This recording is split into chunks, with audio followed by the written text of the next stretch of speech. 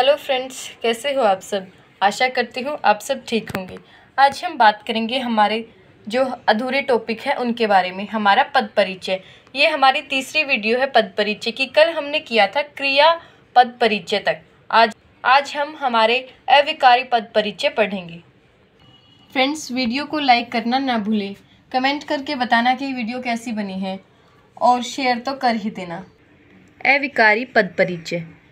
अविकारी शब्दों के वर्ग में निम्नलिखित शब्द आते हैं: क्रिया विशेषण, संबंध बोधक, समुच्चय बोधक, विस्मयादि बोधक, निपात। चूंकि इस वर्ग के शब्द व्याकरणिक कोटियों से विकृत नहीं होते तथा वाक्य में यथावत रूप में बने रहते हैं, अतः अविकारी कहे जाते हैं। हम प्रत्येक के बारे में पढ़ेंगे।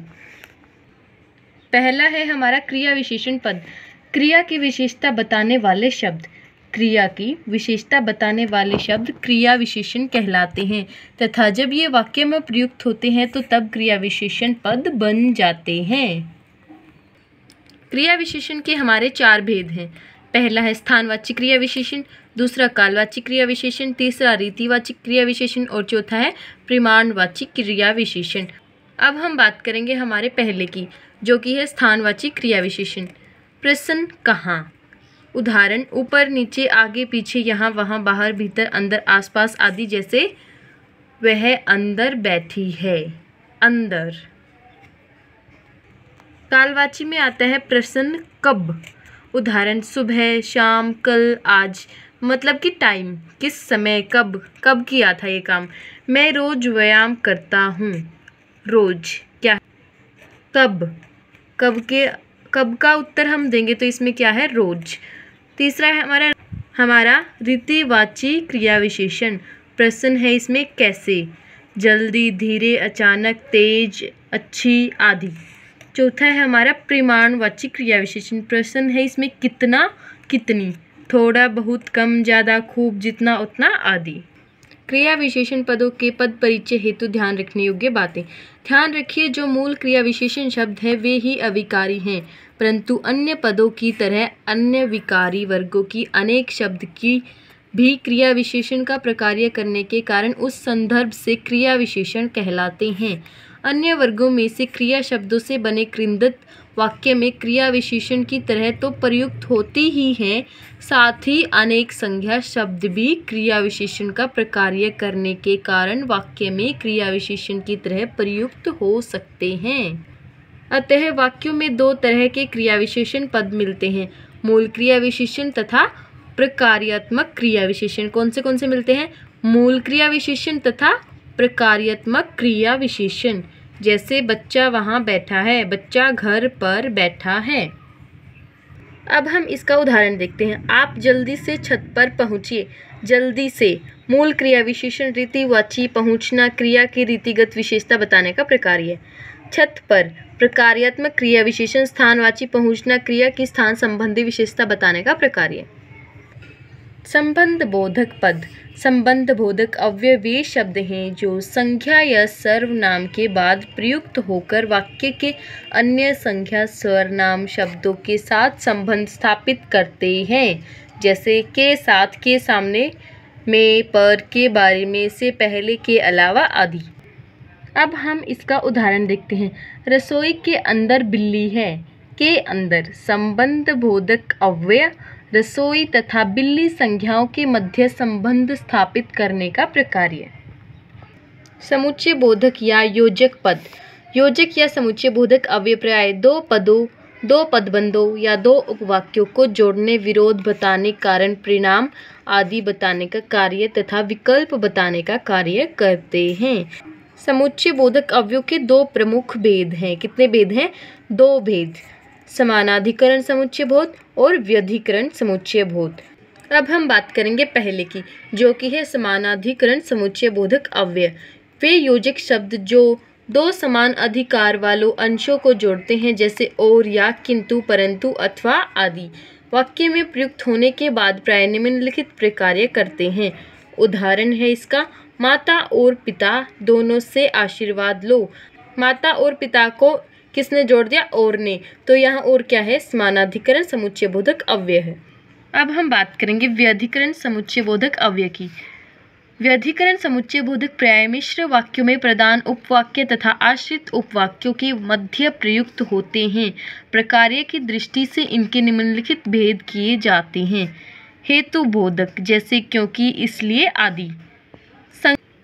संकेत बोधक जैसे यदि, तो, चाहे। स्वरूप बोधक जैसे मानो, अर्थात आदि। और उसके बाद है उद्देश्य बोधक जैसे कि, ताकि, जिससे आदि। अब हम समुच्चय बोधक का उदाहरण देखते हैं।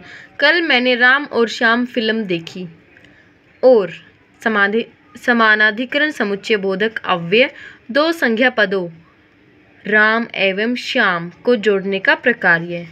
अब हम बात करते हैं विस्मय आदि बोधक पद की। विस्मय आश्चर्य, हर्ष, घृणा, पीड़ा, तकलीफ, दुख आदि मनोभावों को व्यक्त करने वाले शब्द पद विस्मय आदि बोधक शब्द पद कहलाते हैं। जैसे अरे, हाय, उफ, ओह आदि तथा इनके बाद लिखित भाषा में विस्मय सूचक चिन्ह लगाया जाता है। इन शब्दों का कोई कोशगत अर्थ नहीं होता। ये केवल मने भावों को व्यक्त करने का कार्य करते हैं तथा वक्त के मुख से अचानक उच्चारित हो जाते हैं। नीचे कुछ विस्मयादि बोधक शब्दों तथा उनके द्वारा व्यक्त मनोभावों के बारे में जानकारी दी जा रही है। विस्मयादि बोधक अव्यय और इस साइड है हमारे मनोभाव। अरे, ओ, है, क्या, ए। विस्मय आश्चर्य। अब हम इसके उदाहरण देखते हैं। विस्मयादि बोधक का पद परिचय। अरे, भारत ने अपना यान मंगल ग्रह पर उतार दिया। अरे विस्मयादि बोधक अव्यय है। आश्चर्य का भाव प्रकट करने का प्रकार्य भी है। वाह, क्या बढ़िया भोजन बनाया है। वाह विस्मयादि बोधक अव्यय। हर्ष का भाव प्रकट करने का प्रकार्य। अब हम बात करते हैं हमारे निपात पद के बारे में। निपात पद। निपात वे अव्यय शब्द हैं जो किसी पद या पदबंध के बाद लगकर उसके अर्थ में विशेष प्रकार का बल ला देते हैं। निपात वे अव्यय शब्द हैं जो किसी पद या पदबंध के बाद लगकर उसके अर्थ में विशेष प्रकार का बल ला देते हैं। क्या ला देते हैं? बल। विशेष प्रकार से बल देने या अवधारणा देने के कारण इनको अवधारणात्मक अव्यय भी कहते हैं। क्या कहते हैं? अवधारणात्मक अव्यय भी कहते हैं। हिंदी के प्रमुख निपात हैं ही, भी, तक, तो, मात्र, भर। अब हम निपात का पद परिचय देखते हैं इसके उदाहरण लेकर। अब तो पिताजी को ही जाना पड़ेगा, तब वह बात मानेगा। ही निपात पिताजी संज्ञा पद पर बल देने का प्रकार्य। मुझको भी अमेरिका भिजवा दीजिए। भी निपात मुझको सर्वनाम पद पर बल देने का प्रकार्य। अब हम हमारे चैप्टर की थोड़ी सी रिवीजन ले लेते हैं। ध्यान रखने योग्य बातें। वाक्य में प्रयुक्त शब्द ही पद कहलाते हैं। वाक्य में प्रयुक्त शब्द ही पद कहलाते हैं।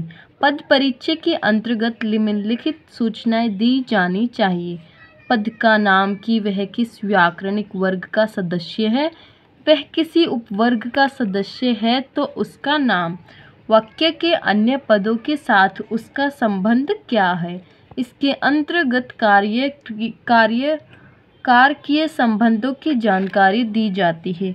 वह पद क्या प्रकार्य कर रहा है, वस्तुतः प्रकार्य के आधार पर ही पद के वर्ग का निर्धारण किया जाना चाहिए। व्याकरणिक वर्ग में आने वाले विकारी तथा अविकारी दोनों प्रकार के पदों का पद परिचय दिया जाता है। विकारी वर्ग में संज्ञा, सर्वनाम, विशेषण तथा क्रिया आते हैं।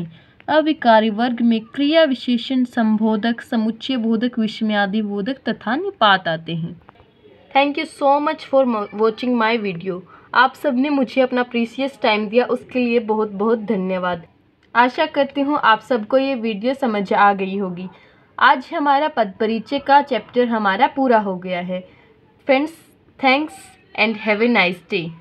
फ्रेंड्स, आपको मैं एक बार फिर कहती हूँ, वीडियो को लाइक, कमेंट और शेयर ज़रूर करें। आप सभी का बहुत बहुत धन्यवाद।